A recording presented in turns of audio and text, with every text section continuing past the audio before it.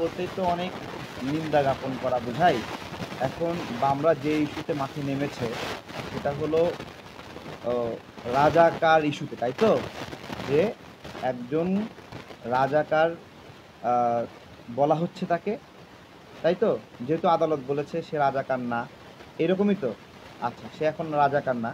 তো তাকে কেন্দ্র করেই বিষয় যে তাকে কেন মুক্ত করা হলো? তো আমার প্রশ্ন হলো যে এই ধরনের সেনসিটিভ ইস্যুগুলো আসলে এই যে মুক্তি পেয়েছেন এটা ওনার জন্য সৌভাগ্য। ওনার একটা ফাঁসি হয়ে যেতে পারত। উনি যে ফিরলেন এইরকম একটা ঘটনা থেকে, এখন উনার নামে কিছু অভিযোগ আছে, ঐতিহাসিক অভিযোগ।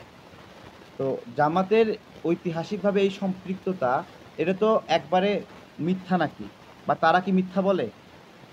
তারা কি অস্বীকার করে? তারা অস্বীকার করে না। যেটা হয় তারা বললে একটু গা গোলা দেয়। মানে মোড়ামুড়ি করে এইটা। কিন্তু তারা অস্বীকার করে না। তাহলে এইরকম ঘটনা যেহেতু আছে, তাদের উচিত হয়নি অতিরিক্ত পরিমাণে উল্লাস করা। এই উল্লাসের ফলে যারা মুক্তিযুদ্ধের পক্ষের শক্তি তাদের মনের মধ্যে জ্বালাপোড়া করছে এবং তাদেরকে মারা হোক, কাটা হোক, যাই করা হোক তারা বিক্ষোভে ফেটে পড়ছে। আমি জামাতের প্রতি বলবো, আপনারা মুক্তিযুদ্ধ ইস্যুতে খবরদার কোনোদিন উল্লাস করবেন না, ঠিক আছে? ধীরে ধীরে বাংলাদেশের মানুষ ভুলে যাচ্ছে ওই ইস্যুগুলো। আমার পরিবার মুক্তিযুদ্ধে ক্ষতিগ্রস্ত একটা পরিবার।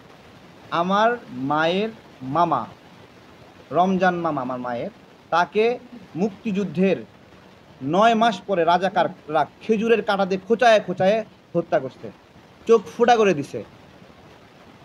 বুঝতে পেরেছেন কেন মুক্তিযুদ্ধে উনি সাহসী ভূমিকা রাখছিল?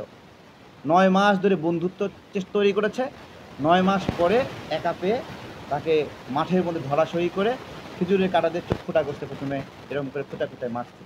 সুতরাং ১৯৭১ সালে তারা বাংলাদেশের বিরুদ্ধে অবস্থান নিয়ে ৩০ লক্ষ মানুষ বলেন, আবার কেউ কেউ বলেন ৩ লক্ষ, তাই তো? ২,০০০ মানুষ মরে গেছে, সারাদিকে লাশের গন্ধ আমরা পেয়েছি। তাহলে ৩ লাখ মানুষও যদি মরে যায় তাহলে সেই সময় কী অবস্থা ছিল? ৩ লাখও যদি মারা যায়, তো এটাকে নিয়ে কেউ কোনোদিন উল্লাস করবেন না, ঠিক আছে? মুক্তিযুদ্ধে যারা পরাজিত হয়েছে, এই যুদ্ধ উত্তর সময়ে আমরা ধীরে ধীরে অ্যাডজাস্ট করেছি, জামাতের সঙ্গে রাজনীতি করেছি, আন্দোলন করেছি, গণতান্ত্রিক আন্দোলনে জামাত অংশীদার হয়েছে, সহযোগী হয়েছে। এই জন্য তারা এখন সহনীয় আমাদের কাছে।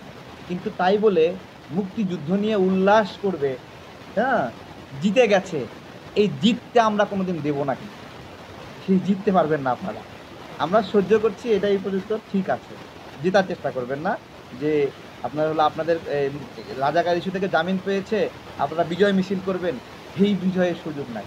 আপনারা জাস্ট চুপ থাকেন, ঘরে থাকেন, কিছুদিন ইয়ে হবে, হ্যাঁ, সাথে সাথে বিশাল মিছিল, এটা এটা উচিত হয়নি আপনার।